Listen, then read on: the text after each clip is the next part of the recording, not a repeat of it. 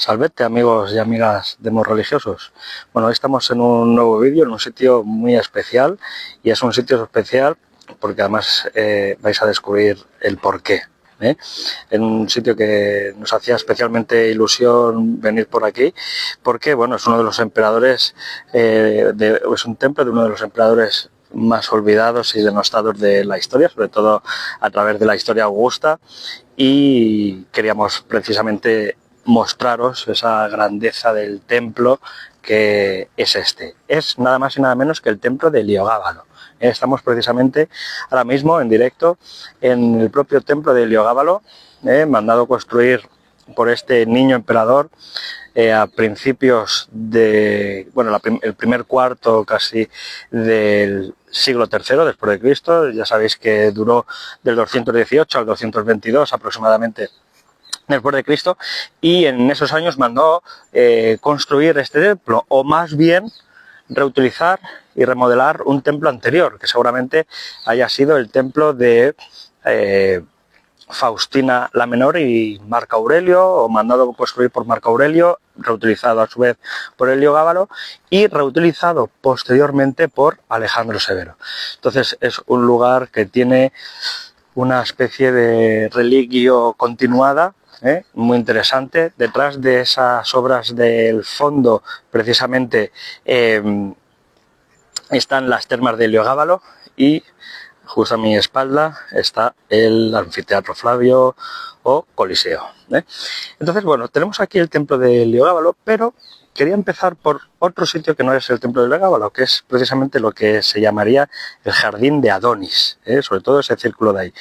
Ese jardín de Adonis, que ya en Grecia, pero luego en Roma, se adopta precisamente del mundo griego, y lo que se hace en este jardín es una cosa muy interesante. Lo que se hace es imitar la vida de Adonis, ese amante de Afrodita, de Venus, y que en este lugar lo que hacían precisamente las mujeres griegas, bien en Grecia o aquí en Roma, quien fuera seguidor de Adonis y también de procedencia griega o romana también lo harían, es plantar una serie de plantas como cebada, lechuga y alguna legumbre o verdura más, y era una cosa muy interesante porque lo que hacían era enterrarlas o plantarlas sobre cestos viejos, rotos, macetas rotas, y las dejaban brotar.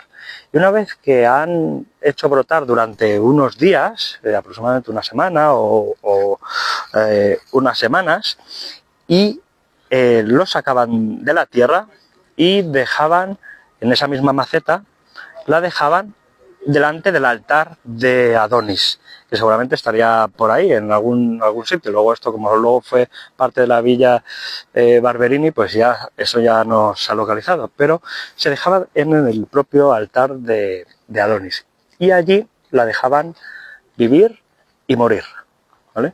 Sin agua y sin nada, que creciera y digamos con su propia naturaleza, de forma libre, sin intervención humana.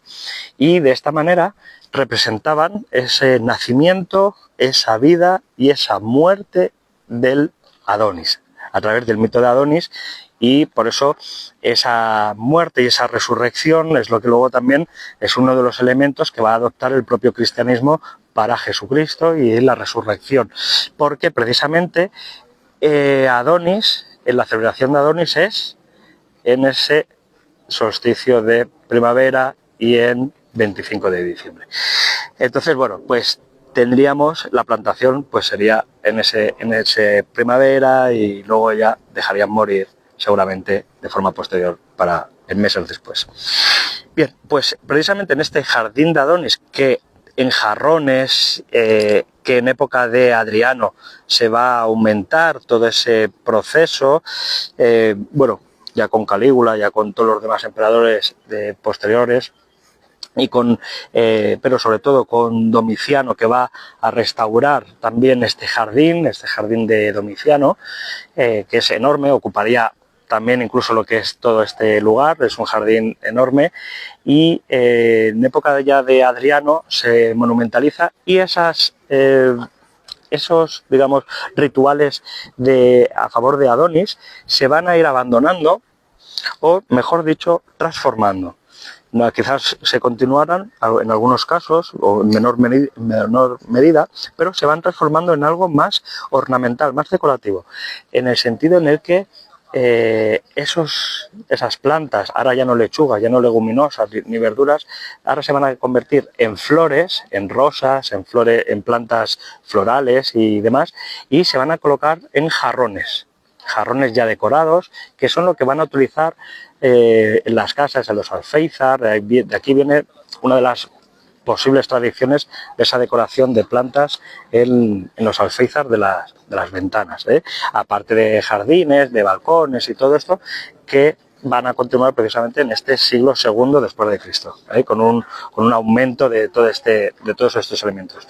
Y precisamente en el siglo después de Cristo, después de Adriano y tal, aquí se va a construir, parece ser, el templo dedicado a Faustina la Menor y quizás la divinización de Marco Aurelio, posiblemente, a imitación precisamente del templo de Antonino y Faustina, ¿vale?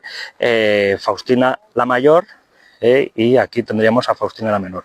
Pero la reconstrucción o la reutilización del santuario de la divinización, lo que va a hacer Heliogábalo entre los años 218 y 222, va a hacer la construcción de este templo, la remodelación, recomposición de este templo, que es el Egabalium, ¿vale?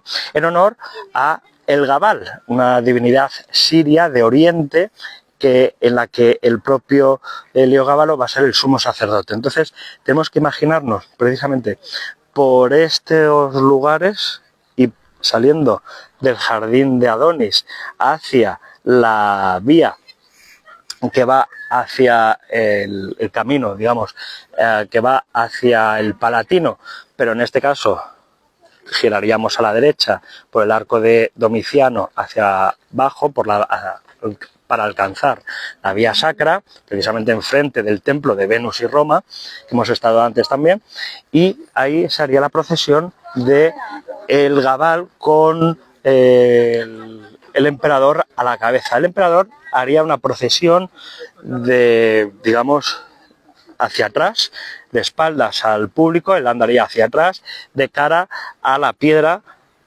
el Gabal, que era representado mediante una piedra negra, un lápiz níger, traído de un betilo meteórico, de color negro, y él, que estaría montado en un carro, esta piedra, y él tiraría supuestamente de forma mágica, porque es el dios quien se introduciría en él, quien tiraría del carro hacia atrás, ¿no? Hacia adelante, perdón. Y él andaría hacia atrás y luego toda la comitiva por detrás, etc. Pero saldría de aquí. Pero el Gabalium, tan interesante que nos encontramos aquí, es a la vez muy interesante porque por lo siguiente. En este lugar, en el Gabalium, Heliogábalo lo que hizo es traer, ¿qué hizo para los romanos más tradicionales, más conservadores? Lo que hizo fue precisamente traer las insignias más sagradas de toda Roma. Por ejemplo, el fuego de Vesta lo trajo aquí. Entonces tenemos que imaginarnos a las vestales viniendo por aquí para hacer sus rituales del fuego sagrado, ¿vale? También parece ser que trajo una menorá judía, quizás una cruz o un crismón, porque bueno, no le disgustaba el tema del cristianismo y fue permisivo en ese sentido. también trajo los Anquila, también los trajo aquí, y entonces aquí tendremos que ver esos Anquilas, ese fuego sagrado en esta zona de aquí, varios elementos también de Júpiter, de simbología, de la Magna Mater también, es decir, mandó construir como una especie de pseudo panteón, pero en un templo que es el Gabalium, ¿no? Donde evidentemente el Gabal estaría ahí. Ahora mismo es la iglesia de San Sebastián, que ocupa parte del podio del templo. Tendríamos que verlo el templo un poquito más para allá, y todo esto sería parte de la celda, de la parte principal de lo que sería el templo. ¿De acuerdo? Entonces, ahora totalmente arrasado y reutilizado todos sus mármoles, porque hay que ver que en el propio suelo de todo esto estaría lleno de placas de mármol, ¿vale? Placas de mármol, unos muros de piedra y ladrillo recubiertos absolutamente de mármol de varios colores, a imitación del templo gemelo de Venus y Roma. Y otros colores traídos, ¿no? de Oriente sobre todo. Entonces tendríamos que ver un impacto visual en cuanto a colores. Ahora no vemos nada, ahora vemos nada más que un cuadrilátero aquí, y de piedra gris y blanca y con hierba, y no podemos imaginarnos nada, pero tendremos que imaginarnos un templo de las características, por ejemplo, de altura, como esta iglesia de San Sebastián.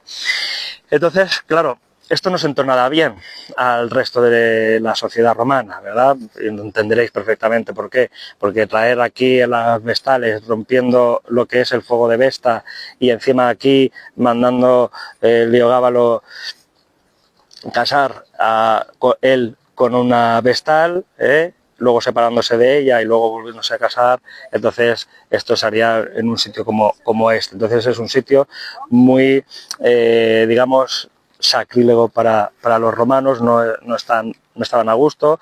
De ahí una parte del asesinato, uno de los múltiples motivos del asesinato de Heliogábalo, y esto hizo que este templo, ya con Alejandro Severo, se reutilizara, se devolvieran, por supuesto, todas las insignias religiosas a sus debidos templos, y los rituales se restauraron en sus lugares concretos, originales, y este templo se utilizó para el dios Sol, ¿vale? El dios Sol, que era un dios potente, estaba emergiendo a partir de la dinastía Severa. Alejandro Severo lo va a potenciar muchísimo más, y el potenciamiento máximo va a ser precisamente con el emperador Aureliano, con el Sol Invictus y la celebración del Sol Invictus, que es el 25 de diciembre, coincidiendo precisamente con la celebración del Adonis. Por tanto, tendríamos aquí este templo de Heliogábalo, que ya digo, que nada más que queda parte del podio, de la base del templo, y no queda absolutamente nada de lo que sería el resto del templo, y nos tendríamos que imaginar un templo muy bonito, muy colorido, por dentro, por fuera, y enfrente de elementos tan poderosos como sería el Coliseo o las propias termas de Heliogábalo, que están al otro lado de esos árboles y esas vallas, que pegaría precisamente con la vía sacra, ¿de acuerdo? Y sería paralelo al templo de Venus y Roma.